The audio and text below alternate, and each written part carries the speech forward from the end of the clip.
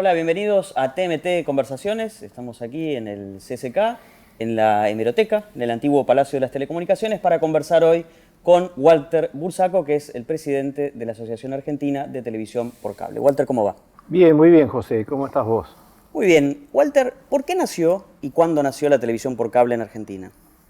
La televisión por cable nace en Argentina porque se asignan pocas licencias de televisión abierta.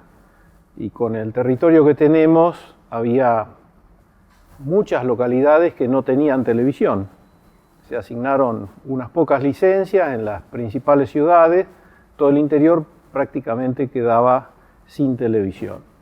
Nace entonces la televisión por cable en Villa Mercedes, en Villa María, en Salta, en Trelew, como una forma de dar televisión y comunicar a los pueblos.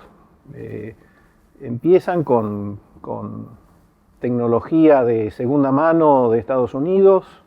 Tenemos registros de un noticiero en Villa María del año 1964, así que prácticamente tomamos esa fecha como el nacimiento de la televisión por cable. Y en esa larga historia seguramente hubo como varias olas de evolución, ¿no? Primero para ver algo de televisión, después para comunicar a esos pueblos y después fueron apareciendo como distintas posibilidades de ir ampliando esa oferta. Sí, empieza como algo bastante precario. Se veía lo que se podía y con tecnología muy antigua, efectivamente va creciendo esto, pero se manejaba todo a través de cassettes. Hay una famosa anécdota de que el hombre llegó a la luna a lo largo de no sé cuántos meses en la televisión por cable. Cuando se podía reproducir. Claro, entonces esa llegada se fue repitiendo a lo largo del país. Por supuesto, el primer gran salto, además del tecnológico, que las redes fueron evolucionando, viene con la transmisión satelital. Entonces ya no había que distribuir cassettes y se podía llegar a cada pueblo, al centro de emisión de cada pueblo, a través de una antena de satélite. Y en algún momento apareció, además de la televisión, otro servicio como fue el acceso a Internet. Y eso empezó a cambiar la industria también. Bueno,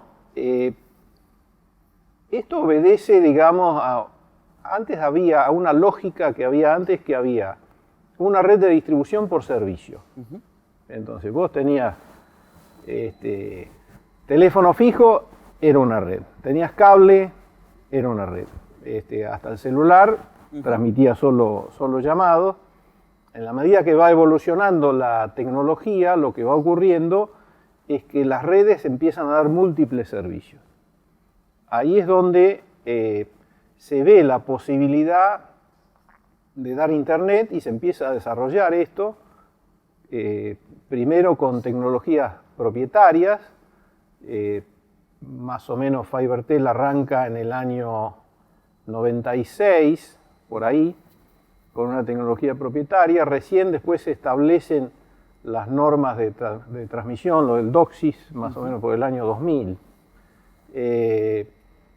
La gran ventaja de la televisión por cable, o de las redes, o la infraestructura de la televisión por cable, era la gran capacidad de distribución que tenía. Y siendo esto un servicio asimétrico, porque uno hace una consulta y después baja un montón de información, era una enorme ventaja por sobre el par de cobre de las telefónicas. Así que eso se va desarrollando y dando un salto muy grande en el tiempo, diría que nosotros hemos sido los que acortamos bastante la brecha digital al hacer llegar los servicios de Internet prácticamente en todas las ciudades donde estamos. Y en algún momento todas esas redes que vos mencionabas empiezan a converger y hoy daría la impresión de que estamos un poco en ese punto. ¿Cómo está sucediendo esa convergencia? Bueno, voy a tratar de ser didáctico. La convergencia es arrancar de un punto y llegar a otro, ¿no?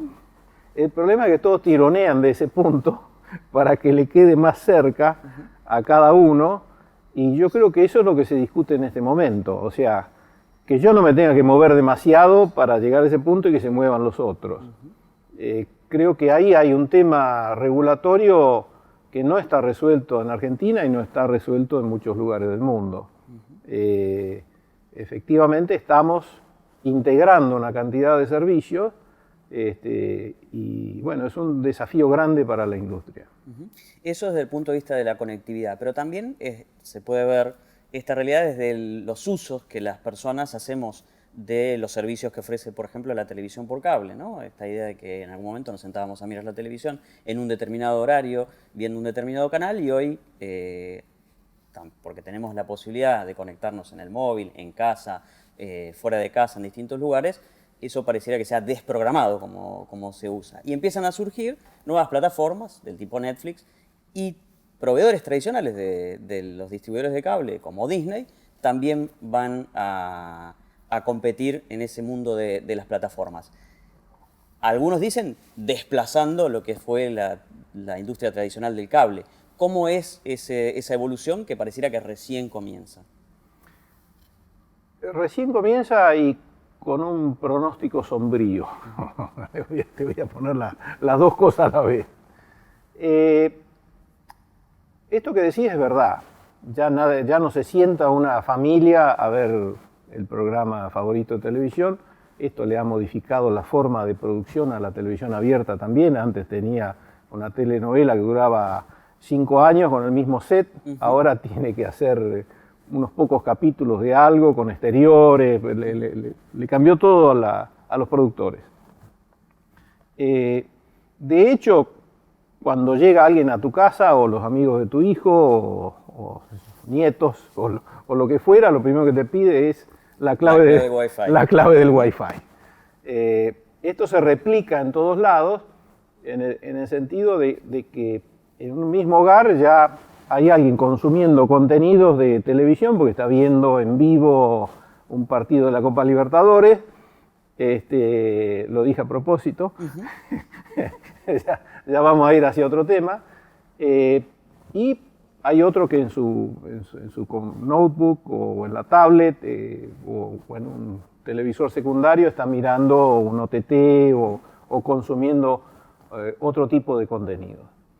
En un inicio esto es un suplemento, porque en la medida que la televisión por cable te da entretenimiento, te da contenidos y además internet, y bueno, vos podés bucear y buscar otros contenidos, es como una cuestión complementaria del entretenimiento. El punto es cuando esto se vuelve sustitutivo. Y cuando yo dije Copa Libertadores no fue ociosa esa palabra, sino lo que estoy diciendo es que cuando uno ve que una plataforma empieza a transmitir contenidos de la Copa Libertadores, como ocurrió el año pasado. Con Facebook. El año pasado no, Este año con Facebook. Con Facebook. Entonces vos decís, esto es sustitutivo. Entonces las regulaciones o las consideraciones que hay que tener son completamente otras. Y eso es lo que está pasando. No sé si querés que abunde en esto, sí, que siga hecho, camino. En un momento la discusión regulatoria era cómo converge el mundo de la telefonía con el mundo de la televisión por cable. Y había una gran pelea y una gran disputa entre esos dos sectores. Y mientras esos dos sectores discutían, aparecieron las plataformas con estos desafíos que vos planteás, que además son muchas veces plataformas del exterior, muchas veces no alcanzadas por nuestra legislación, o a la que es difícil aplicarle las legislaciones nacionales. ¿Cuál es el planteo ahí de la televisión por cable? ¿Están en la misma sintonía con el mundo de las telecomunicaciones, de la telefonía, en ese sentido? Te voy a decir lo que pienso, que creo que gran parte de la industria piensa lo mismo, y aparte no es un fenómeno que haya pasado desapercibido. Yo estuve leyendo informes de la OCDE, donde habla justamente de los mercados donde han sido extremadamente regulados, y entra por nuevas tecnologías un competidor sustitutivo, alguien que lo sustituye, y es exactamente el caso que me estás planteando. La OCDE pone, respecto de estas regulaciones asimétricas, y yo voy a explicar por qué, tres puntos de interés a nivel mundial, donde uno son las telecomunicaciones, el otro es los servicios financieros y el otro el transporte. Brevemente paso por el transporte porque vos tenés, a través de una aplicación, contratás algo que no lo reguló nadie, Claro. ¿no? En el servicio financiero es un poco más complejo porque vos podrías decir estoy facilitando las cosas hasta que viene un fulano y te inventa el Bitcoin. Claro. Entonces los países que usan la moneda como herramienta de política monetaria que tienen algún problema. Yendo a las telecomunicaciones, yo creo que el problema es más grave. Porque no solo a través de la tecnología entra un competidor sustitutivo, sino que además te usa tus redes. Porque no tiene otra manera de hacer llegar su servicio a los clientes si no es a través de tus redes. Con el agregado, que después podemos ir desgranando los puntos que voy a decir ahora, con el agregado tomo lo que vos dijiste, es un servicio extranjero, esto quiere decir que no paga impuestos acá, que no emplea gente acá, que no le rigen ninguna de las regulaciones que tienen que ver con los contenidos. Y yo, por ejemplo, diría, ¿qué hubiera pasado si un medio tradicional transmite durante 10 minutos la matanza de este loco en Nueva Zelanda? Pierde la licencia, claro. Tranquilamente. Es lo que dice la ley. Pierde la licencia, ¿no? A la plataforma que transmitió esto por un problema de control interno de ellos, sin darse cuenta que estaba transmitiendo esta matanza en Nueva Zelanda, y no le pasa nada, porque ¿qué ley le aplica? Walter, después del corte quiero que hablemos de un protagonista de la televisión por cable, que son las pymes, sobre todo en el interior del país, pero eso va a ser después de esta pausa.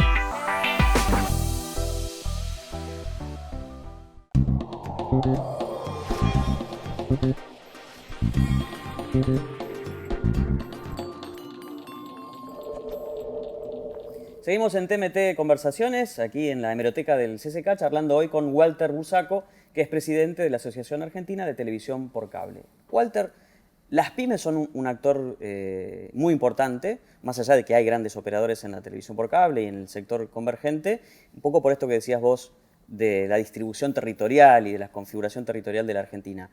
¿Cómo están viviendo esas empresas pymes originarias de la televisión por cable este fenómeno de la convergencia, el surgimiento de las plataformas que también le plantean alguna competencia, los OTT? Bueno, primero un panorama general. Hay más o menos en el país, cosa que me parece que hasta los reguladores desconocen, unas 700 pymes. De cable. De cable, de televisión por cable, originarias de televisión por cable. Están instaladas en 1.200 localidades, de manera que históricamente han dado acceso a la información y ahora están dando acceso a la red mundial, a la sociedad del conocimiento, si querés. Estas pymes están en cierta medida desprotegidas. Tal vez una empresa grande pueda hacer frente con contenidos propios, con producción, con contenidos locales muy fuertes a esta invasión extranjera, por llamarlo de alguna manera. Ellos no tanto, tienen como defensa el canal local.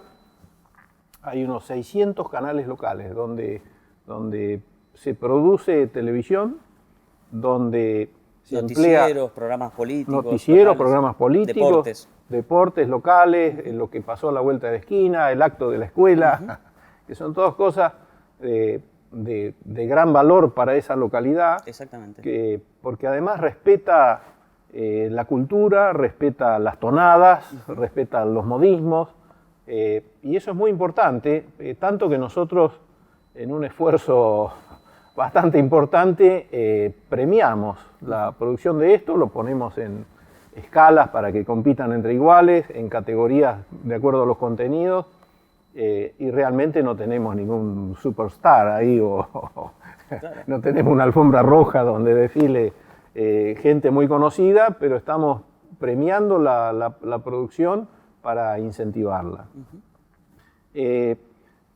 Ante esta cuestión de que a través de las redes de Internet llegan estos competidores, evidentemente los contenidos que llegan son bastante superiores y en algunos casos, los mismos que le venden a ellos. Porque ellos deben pagar por los contenidos de las majors, de los grandes productores mundiales, y después les llega lo mismo sin impuestos, prácticamente, se paga el IVA nomás, a través de las redes que ellos mismos construyeron. De manera que claramente son los más indefensos, las autoridades han tratado de protegerlos de alguna manera, pero con plazos de tiempo, y cuando se acabó el tiempo, claro. Listo, fuiste, ¿no? Eso nos lleva al tema regulatorio. En 2009 se sanciona una ley de servicio de comunicación audiovisual con un gran capítulo para la televisión por cable en una dirección que consistía en atomizar el sector. En 2015 se derogan algunos de esos aspectos y se tiende a converger con estas otras redes que mencionábamos al principio de la telefonía, pero con un estatus bastante precario, ¿no? Sin una norma que abarque la convergencia como un fenómeno global, considerando las distintas particularidades. ¿Hacia dónde debería ir esa regulación? La regulación debería contemplar lo que es la convergencia. Lamentablemente, y con mucho aprecio que tengo de muchos funcionarios, yo no conozco un solo regulador convergente. O sea, que esté pensando en todos. Conozco algunos que entienden lo que pasa con grandes empresas, otros que están fascinados porque llegan contenido del exterior, pero no conozco alguno que se esté dando cuenta que la mayor parte del empleo en Argentina, y empleo calificado y en el interior del país, en este rubro lo producen las pymes. La televisión por cable tiene en el orden de 25.000 empleados, que por supuesto están en empresas grandes, pero tiene mucho más impacto en los pueblos del interior, donde tal vez un buen productor o alguien que hace las cosas muy bien y es clave está ganando más que el gerente del banco de ese mismo pueblo. Porque además es conocimiento técnico, hay que saber de las redes, ¿no? Porque el empleo es sobre todo en el mantenimiento y mantenimiento de redes, producción de contenidos, mano de obra altamente calificada en el interior del interior, en cada uno de los pueblos, mientras que el resto de las industrias concentra en grandes ciudades su producción y se lleva los talentos hacia las grandes ciudades. De manera que ahí hay un tipo, un elemento que debe ser muy tenido en cuenta. Claro, se podrá decir, no puedo poner una protección especial para esto porque es como tapar el sol con las manos, pero el hecho que yo destaqué de que estos contenidos vienen, no dejan nada en el país y encima usan las redes, que es un tema bastante complejo de manejar porque requiere constantes inversiones. Una empresa grande le aumenta el consumo de banda ancha en un 50% por año. 50% por año. Eso solo se puede brindar de acuerdo a lo que quieren los clientes, invirtiendo en dólares en un país complejo para, cuando yo digo la palabra dólar, claro. Ya nos damos cuenta de que estoy hablando. En el interior las empresas pymes no tienen una espalda o un mercado como para que banque esas inversiones. Entonces, a lo que vamos a llegar finalmente, con el tiempo, de seguir esto así y de no conocer esta realidad, es que se van a acabar las redes. O por lo menos van a perder la carrera, ¿no? No, pero el día que pierde una pyme, el día que cierra la pyme, tampoco hay acceso a Internet. O sea, el no pago del uso de la infraestructura está llevando a precarizar esa infraestructura con el tiempo. No quiero ser dramático, pero ir estrangulando, digamos, al operador de esa red. Y la verdad más pura es que en los mercados, cuando desaparece una pyme, no vuelve a crecer. Es difícil de que vuelva. En todos los mercados. Eso nos lleva al tema de neutralidad de la red. En algunos lugares donde el concepto de neutralidad de la red había arrancado muy tempranamente, esta idea de que toda la información circula libremente, con un criterio de libertad de expresión, probablemente, pero sin considerar el despliegue de las redes y la necesidad de inversión constante y creciente en infraestructura, y en esos mismos lugares, por ejemplo en Estados Unidos, se ha vuelto de alguna manera para atrás diciendo hay usuarios de esas redes, proveedores de contenidos que tienen que pagar cuando usan anchos de banda mayores. En Argentina, que tenemos un concepto muy, digamos, absoluto de neutralidad de la red, ¿debería cambiar? Yo he peleado toda la vida contra eso, así que no, están volviendo a mi terreno. Será por el carácter de vasco o por alguna cuestión. Sí. Pero yo he peleado toda la vida contra eso. Y hasta desde un fundamento jurídico, porque el acceso a la información es un derecho constitucional de las personas, no de los grandes conglomerados que hacen negocios, y que la importancia que ellos ven es cuánto cotiza su acción en la bolsa.